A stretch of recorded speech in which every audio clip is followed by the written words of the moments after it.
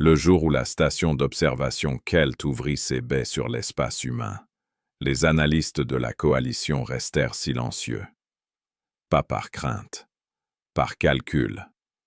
Depuis des millénaires, chaque espèce cataloguée suivait la même règle. La douleur déclenche l'arrêt. Les systèmes biologiques se protègent, les nerfs coupent, la conscience s'éteint. C'était une loi simple, élégante, universelle. Jusqu'à aujourd'hui. Sur l'écran central, un humain avançait dans un couloir industriel ravagé par une fuite d'énergie. Les capteurs traduisaient l'air en chiffres rouges, chaleur mortelle, pression instable, radiation. Les protocoles de la coalition prévoyaient l'évacuation immédiate. L'humain, lui, continuait. Sujet H27, annonça l'observateur Tarek. Fracture du bras gauche, brûlures multiples, perte de sang détectée. Les assistants hochèrent leurs têtes segmentées. Les algorithmes prédirent l'effondrement en moins de 30 secondes. L'humain tomba à genoux. Les muscles tremblaient, les dents se serraient. Les signaux neuronaux criaient. Mais il se releva, lentement. Il se remit en marche et tira un levier qui ferma une vanne de sécurité. La station humaine cessa de perdre de l'énergie. Les alarmes se turent. Sur Kelt, personne ne parla. Il aurait dû s'éteindre, dit enfin Tarek. Les courbes dépassent le seuil d'arrêt de 87%. Et pourtant il continue, répondit l'archiviste. Le sujet ne nie pas la douleur, il l'utilise. Les enregistrements suivants confirmèrent l'anomalie. Sur d'autres mondes, dans d'autres environnements, les humains poursuivaient leurs tâches malgré des signaux que toute autre espèce classait comme fatals. Ils ne devenaient pas plus rapides. Ils ne devenaient pas plus forts. Ils devenaient persistants. La coalition convoqua une session d'urgence. Les projections s'affichèrent comme des constellations de données. Chaque point représentait un cas similaire. Chaque cas brisait un axiome ancien. Hypothèse, proposa Tarek. Leur biologie est défectueuse.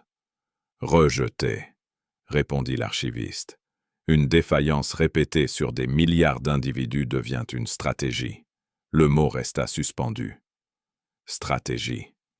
Les humains n'étaient pas insensibles. Les capteurs montraient l'inverse. Leur corps criait, leur système demandait l'arrêt. Mais leur esprit ne coupait pas. Il continuait. Non par erreur, par choix. Sur l'écran, le sujet H27 fut emmené par d'autres humains. Il ne souriait pas. Il respirait difficilement. Mais la vanne restait fermée. La station était sauvée. S'ils peuvent fonctionner dans la douleur, dit Tarek, alors nos modèles de crise sont faux. Pas faux, corrigea l'archiviste, incomplet. La coalition avait observé des milliers d'espèces. Elle connaissait la peur, la fuite, la survie. Elle ne connaissait pas la persistance consciente face à la douleur. Nous devons comprendre, conclut Tarek, pas pour les aider. Pour savoir ce que cela signifie quand une civilisation ne s'arrête pas. Dans le silence de Kelt, un nouveau dossier fut créé. Classification provisoire. Humanité. Propriété anormale. Continuité sous douleur. Niveau de risque. Incalculable. Et pour la première fois depuis des millénaires, la coalition ne regardait plus une espèce comme un sujet d'étude, mais comme une question sans réponse. La coalition envoya une sonde d'écoute vers l'espace humain. Pas une arme. Pas un message. Un simple œil mathématique, destiné à mesurer ce qui ne devait pas exister. Sur Kelt, les salles d'analyse se remplirent de graphiques, de champs spectraux et de lignes de probabilité. Tout indiquait la même chose. La douleur chez les humains ne coupait pas l'action. Elle la ralentissait, la déformait, parfois la brisait. Mais elle ne l'arrêtait pas. Tarek observa une nouvelle séquence. Un opérateur humain, isolé dans un module minier, poursuivait une réparation alors que ses signaux vitaux passaient sous les seuils de sécurité. Les systèmes prédictifs de la coalition annonçaient l'échec à 99,2%. L'opérateur réussit. Pas avec précision, pas avec élégance, avec obstination. Les modèles s'effondrent, dit l'archiviste. Si nous intégrons ce paramètre, nos équations de crise deviennent instables. Non, répondit Tarek. Elles deviennent honnêtes. La sonde capta des milliers de scènes similaires. Des humains qui continuaient à marcher avec des membres endommagés. Des humains qui parlaient en respirant difficilement. Des humains qui terminaient une tâche, puis s'effondraient seulement après. La séquence revenait sans cesse. Décision, effort, douleur, continuation. Ils ne sont pas optimisés pour survivre, nota un analyste. Ils sont optimisés pour finir. Le mot resta dans l'air comme une poussière d'étoiles. Finir. La coalition tenta d'expliquer. Hypothèse chimique, rejetée. Hypothèse neurologique, incomplète. Hypothèse culturelle, insuffisante. Rien ne suffisait à justifier une constance aussi coûteuse. Alors Tarek demanda une simulation. Dans un environnement virtuel, ils placèrent un agent de coalition et un agent humain face à la même contrainte. Réparer un noyau instable sous contrainte de douleur croissante.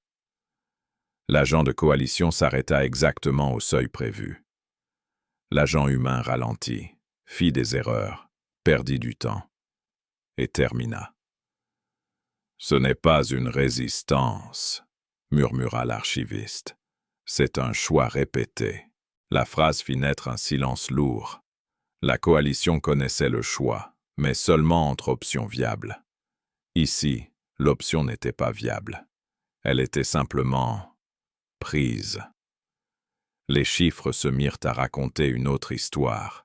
Les humains perdaient plus, cassaient plus, échouaient plus souvent. Mais quand l'objectif était atteint, il l'était malgré tout. Si une civilisation accepte ce coup, dit Tarek, alors ses réactions en situation extrême ne peuvent pas être prévues par nos tables.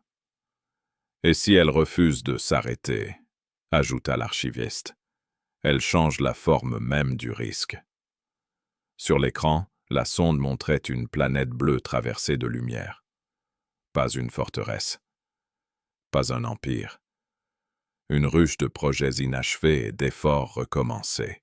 La coalition comprit alors que le problème n'était pas ce que les humains faisaient. Le problème était ce qu'ils continuaient de faire quand tout leur disait d'arrêter. Un nouveau paramètre fut ajouté aux archives. Variable émergente. Persistance consciente. Effet sur la prédiction. Déstabilisant. Statut. Priorité d'étude. Et pour la première fois, la coalition ne cherchait plus à mesurer une limite, mais à comprendre pourquoi, chez les humains, la limite n'était qu'un avis. La coalition décida d'aller plus loin. Observer ne suffisait plus. Comprendre exigeait de mesurer le prix réel. Les sondes furent reprogrammées pour suivre non seulement les succès humains, mais aussi leurs échecs, leurs pertes, leur silence. Les résultats furent inconfortables. Tarek parcourait les rapports quand l'archiviste projeta une carte de données. Des pics rouges signalaient les zones de rupture, accidents industriels, crise médicale, catastrophes naturelles. À chaque pic correspondait une activité humaine qui ne s'était pas arrêtée.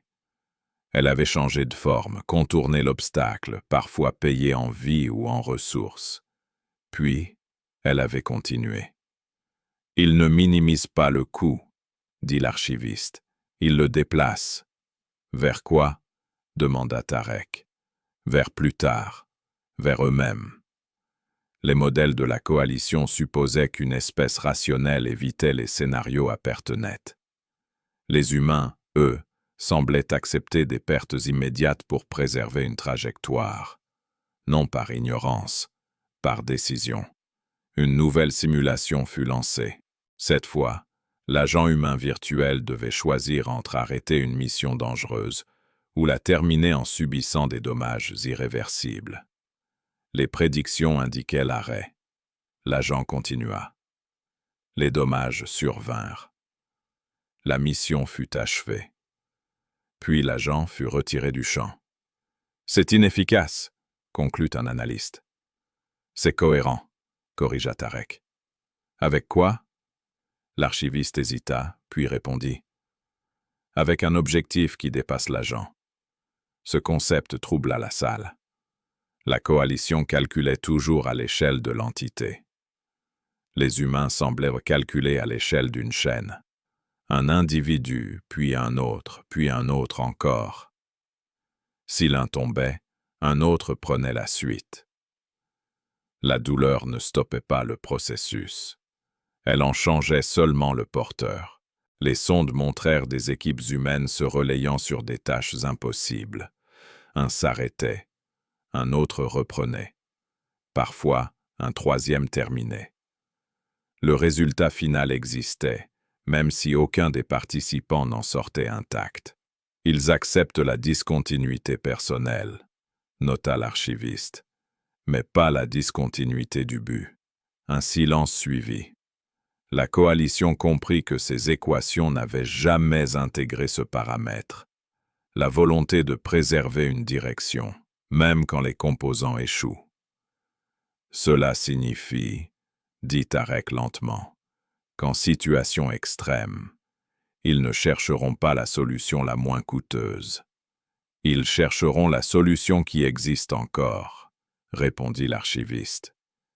Les écrans montrèrent une succession de projets humains étalés sur des décennies, parfois des siècles, des générations entières reprenant des travaux commencés par d'autres, sans garantie de voir la fin.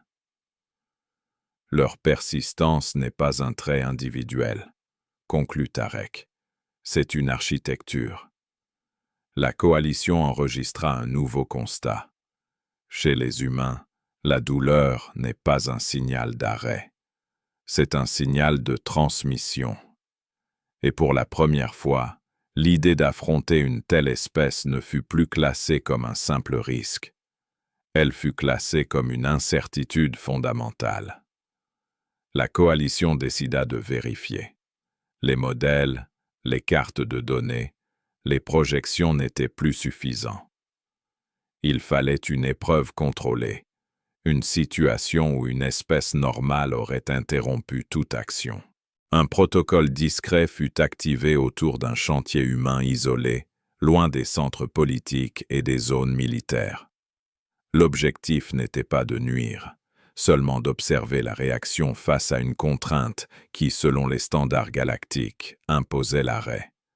Tarek suivait les flux en temps réel. Les paramètres furent ajustés. Ressources limitées, délai impossible, aléas techniques répétés. Les prévisions annonçaient un abandon en moins de 3 cycles. Les humains commencèrent par ralentir. Puis, ils réorganisèrent les tâches. Puis ils réduisirent les exigences. Rien ne s'arrêta. Un incident survint. Les capteurs enregistrèrent une hausse brutale des marqueurs de stress biologique. Dans toute autre espèce, ce signal déclenchait l'évacuation. Ici, il déclencha un changement d'équipe. Les outils passèrent de main en main. Le chantier continua. Il transforme l'urgence en relais, nota l'archiviste. La coalition introduisit une seconde contrainte. Une pièce essentielle devint indisponible. Les modèles prédirent l'échec définitif. Les humains modifièrent la conception. Le résultat fut moins élégant, moins efficace, mais fonctionnel. Le système démarra. Ils acceptent l'imperfection si elle maintient le mouvement, dit Tarek. Une troisième contrainte fut ajoutée. Le temps. Les cycles s'accumulaient. Les indicateurs biologiques montraient l'usure. Pourtant, Les humains consignaient chaque erreur, chaque correction, et transmettaient ces données à ceux qui prenaient la suite.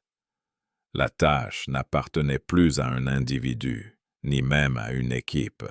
Elle appartenait à une continuité. L'archiviste projeta une courbe inattendue. La performance immédiate baissait, mais la probabilité d'achèvement augmentait. C'est l'inverse de nos systèmes, observa Tarek. Nous optimisons l'agent, ils optimisent la trajectoire. Quand l'installation entra enfin en service, elle n'était pas parfaite. Elle était stable. Et surtout, elle existait. La coalition resta silencieuse. Les équations furent réécrites. Le paramètre douleur changea de statut. De variable de rupture, il devint variable de transfert. La question n'était plus « quand s'arrête-t-il ?» mais « qui reprend ?» S'ils sont confrontés à un mur, dit l'archiviste, ils ne demandent pas s'il faut continuer. Ils demandent comment. Tarek ferma les flux et formula le rapport provisoire. Une espèce qui ne s'éteint pas sous la contrainte. Une méthode qui survit à ses composants. Un progrès qui accepte le prix sans accepter l'arrêt. Ce jour-là, la coalition comprit que l'étude n'était plus une curiosité scientifique. C'était la rencontre avec une forme de persistance que personne n'avait prévue. La coalition élargit l'observation. Après le chantier isolé, elle suivit des réseaux entiers. Transport, recherche, secours, maintenance. Partout, le même motif apparaissait. Quand une chaîne cédait, une autre prenait le relais. Quand une équipe s'épuisait, une autre reprenait sans réclamer de reconnaissance. Les humains ne semblaient pas chercher l'optimisation parfaite. Ils cherchaient la continuité. Tarek comparait les courbes. Chez la plupart des espèces, la performance chutait avec la contrainte, puis s'effondrait. Chez les humains, la performance ondulait, parfois brutalement, mais la trajectoire globale restait orientée vers l'achèvement. Il ne protège pas l'agent, dit l'archiviste. Il protège l'objectif. La coalition introduisit une nouvelle analyse. La perte. Une infrastructure secondaire fut neutralisée, sans danger, mais avec des conséquences réelles sur la chaîne de production. Les modèles prédisaient une réorganisation lente, coûteuse et un retard critique.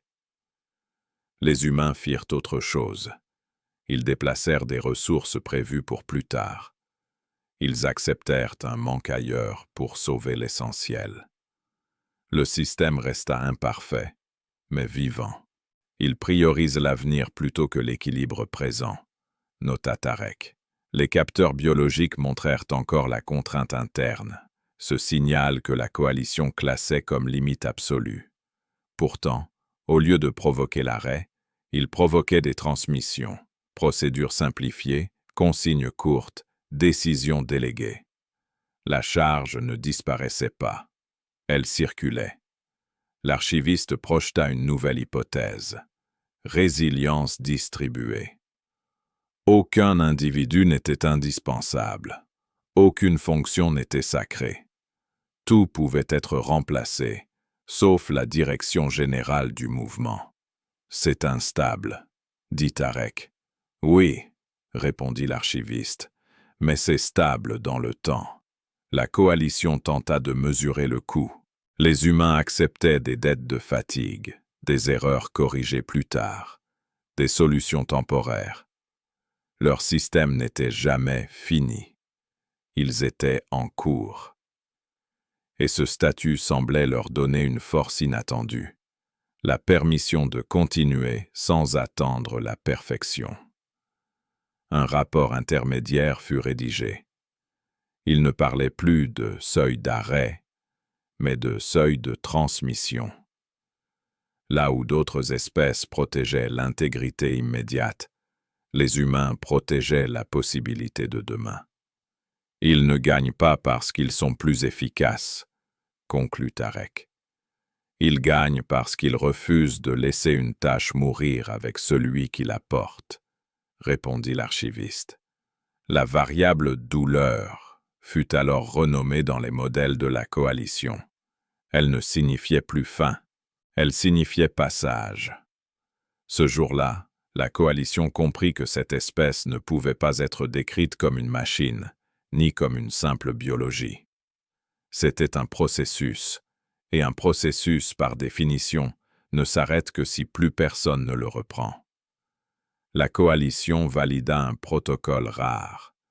Observer une situation où l'arrêt serait statistiquement certain.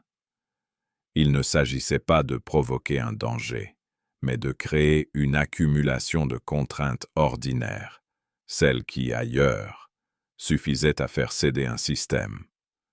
Retards successifs, ressources fragmentées, informations incomplètes. Les modèles annonçaient un point de rupture propre et mesurable. Tarek suivait les flux en temps réel. Les indicateurs biologiques humains dépassaient déjà les seuils connus. Chez d'autres espèces, l'alarme aurait entraîné un retrait immédiat. Ici, elle déclencha autre chose. Une simplification brutale des priorités. Les humains cessèrent de chercher la meilleure solution. Ils cherchèrent la suivante. Les équipes furent recomposées.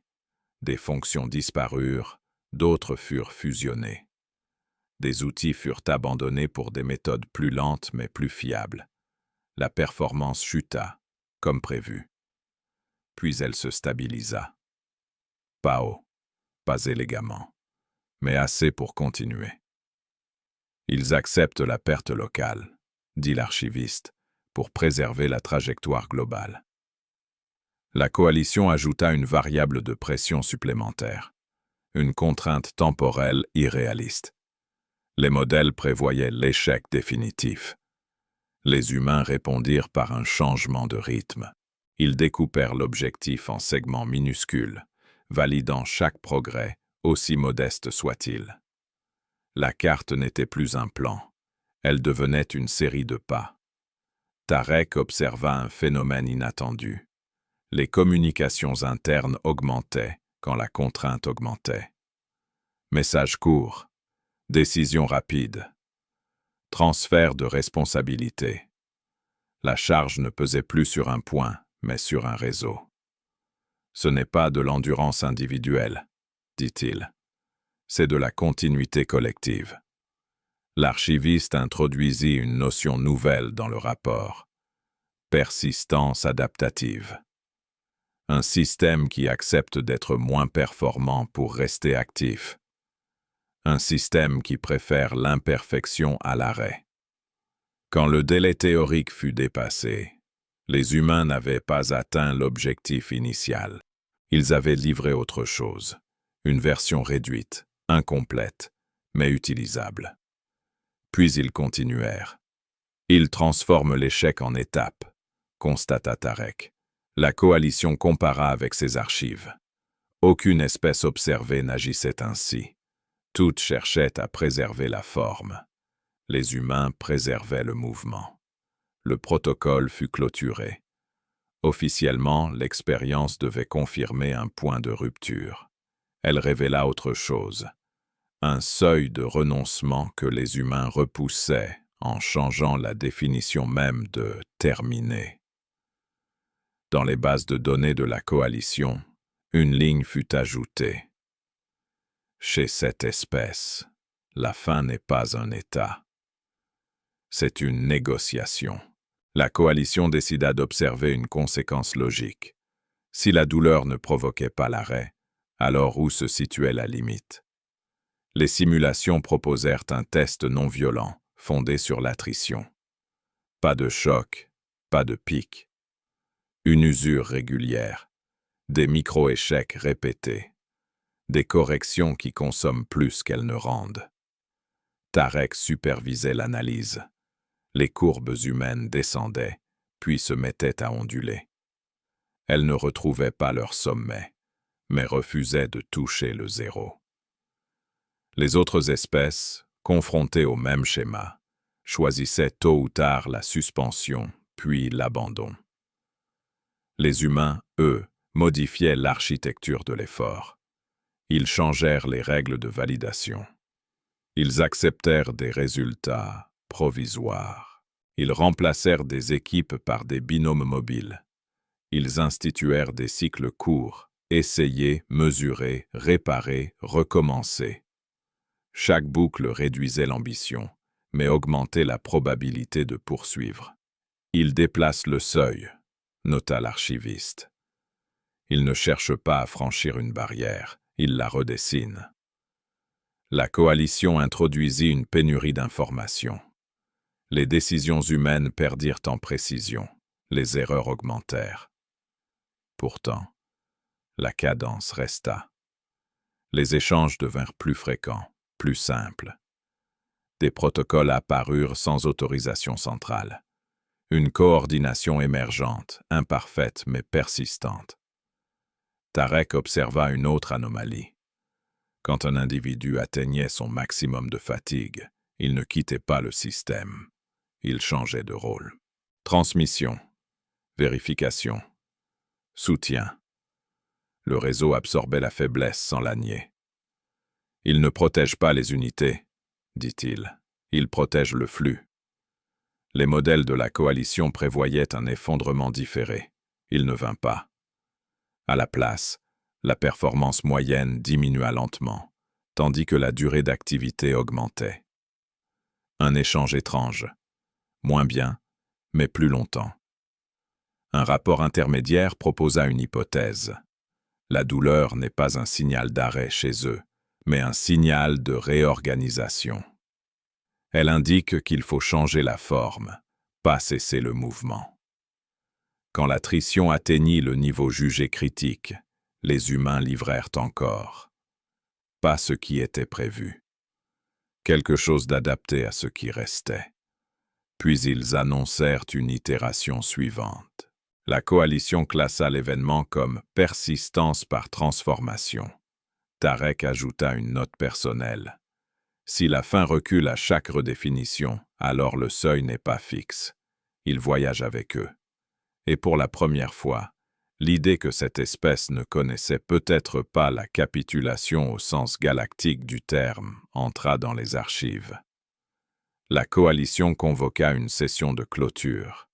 Les données étaient complètes, les modèles saturés, les prédictions révisées jusqu'à l'épuisement des hypothèses. Aucune équation ne décrivait correctement ce qu'ils avaient vu. Les humains ne contredisaient pas la physique. Ils contournaient ses attentes par l'usage. Tarek présenta le dernier rapport. Les courbes finales montraient une tendance claire. Quand la pression augmentait, la structure humaine se fragmentait, puis se recomposait autrement. Moins centralisée, plus redondante. Plus lente parfois, mais toujours en mouvement. La douleur, mesurée et vérifiée, n'avait jamais provoqué l'arrêt global. Ils ne sont pas infinis, dit l'archiviste. Ils sont continus. La distinction changea tout. Les espèces de la coalition cherchaient des états stables. Les humains cherchaient des passages. Là où d'autres protégeaient l'équilibre, eux protégeaient la possibilité de continuer, même de travers. Une proposition fut mise au vote. Reclasser l'humanité. Non plus comme entité à seuil critique, mais comme système à seuil mobile. La résolution passa à l'unanimité. Ce n'était pas un honneur. C'était un avertissement scientifique. Un message fut préparé, simple, sans emphase. Il ne contenait ni menace ni promesse, seulement un constat. La galaxie avait découvert une forme de persistance qui ne s'éteint pas quand elle souffre. Tarek observa les dernières images des cycles humains. On y voyait des équipes réduire leurs objectifs, redistribuer les charges, remplacer des méthodes par d'autres. Rien d'héroïque, rien de spectaculaire, juste une continuité obstinée. Ils n'ignorent pas la douleur, dit-il. Ils la transforment en direction. La coalition mit fin au test, non par échec, mais par reconnaissance d'un principe nouveau. Si un système refuse de s'arrêter, la seule variable qui reste est le temps. Et le temps, les humains savaient l'habiter. Dans les archives, la conclusion fut enregistrée. Il existe des civilisations qui survivent en évitant la rupture, et il en existe une qui survit en la traversant. Quand la session se termina, Tarek resta seul un moment. Il comprit alors que la galaxie n'avait pas seulement appris quelque chose sur les humains. Elle avait appris que la fin n'est pas toujours un point. Parfois, c'est un chemin qui recule à mesure qu'on avance. Et c'était peut-être cela, le plus inquiétant et le plus fascinant.